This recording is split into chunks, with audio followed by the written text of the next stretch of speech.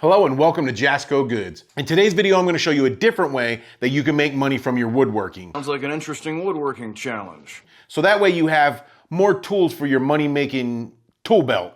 So see how I did that? Woodworking, tool belt. Okay. Anyways, like my normal videos, these projects are easy, beginner friendly.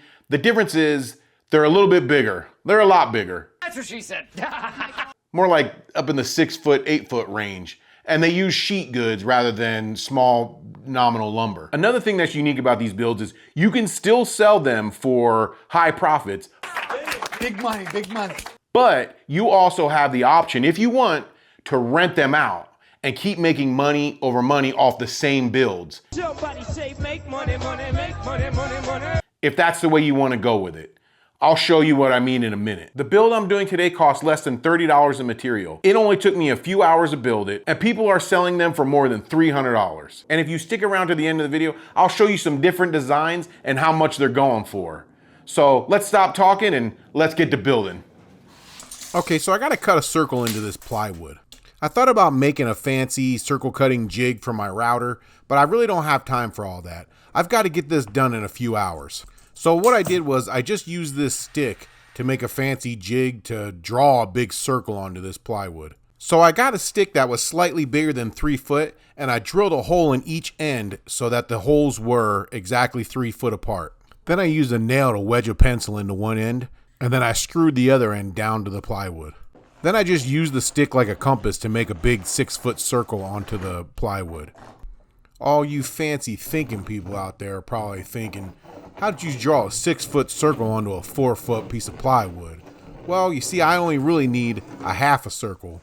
And this plywood was really rough. I don't know how I didn't break the tip of that pencil 25 times. Now that my circle's drawn, I'm going to cut 2 foot off the bottom of this plywood to make it easier to work with. So now I'm just going to follow the line I just made with my jigsaw. A friend of mine owns a balloon company. You know, one of those balloon companies that comes and sets up your backyard or a room in your house when you're having a party? Well, a new potential client wanted a specific backdrop. And if you're not familiar with what a backdrop is, it's one of these. They usually put them behind the balloons, and they kind of use them sometimes to take pictures in front of. So my friend started looking around the internet for one she could buy so she can get this new client's business. Unfortunately, she found out real quick, these things are really expensive. This one 6.5 foot sheet of plywood with an arch cut into the top is being sold for $260 before shipping. And that's supposedly the sale price. And you thought you were paying a lot for plywood. To be fair, it is a little bit more than just a sheet of plywood. They hinge it in the middle and you can see what they did on the back. They put a stand and all that. So there's a little bit more into it. So as you can see, I cut the 6 foot arch, I would call it rather than a circle, into a sheet of plywood. So now I'm using the part of the plywood that I cut off as a stencil to make an inner arch in the arch I already made.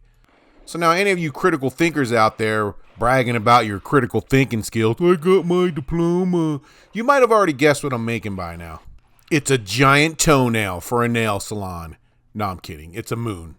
So then I just took my sanding block and I cleaned up all the edges real quick just to make it look pretty. This wood was kind of rough and splintery. Then I took that 2 foot section that I cut off earlier and I just quickly drew some cartoonish looking clouds on it and I cut it out using my jigsaw.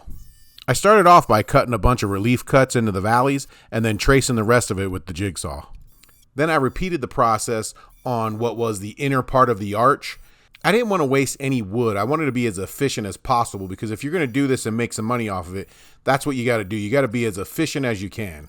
So now that I had it all cut out, I wanted to make some stands for everything. But I didn't have time to be all fancy with it because, like I said, I had to get this project done early. I wasn't the one painting it. My friend was going to paint these, and she needed some time to get it home and get it painted. So I had these leftover corbels that I made for another project a long time ago, and they've just been sitting in my workshop.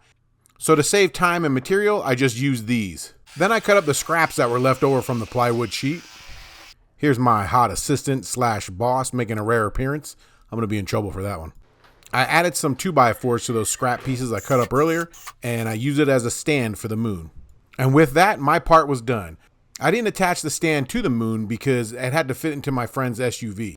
So here's a video my friend sent me of the finished props all set up with the balloons and everything. She's millennial, so of course she sent vertical video. Now let me show you some of the prices these are going for while YouTube shows you some other videos you might be interested in. Here's a 5-foot moon only going for $337 on Etsy. Here's a moon and 2 clouds like I made. These are made out of plastic cardboard, and these are going for $125 on Etsy. And 6 people have them in their carts. Here's a moon and clouds. These are made out of 3/4 inch plywood.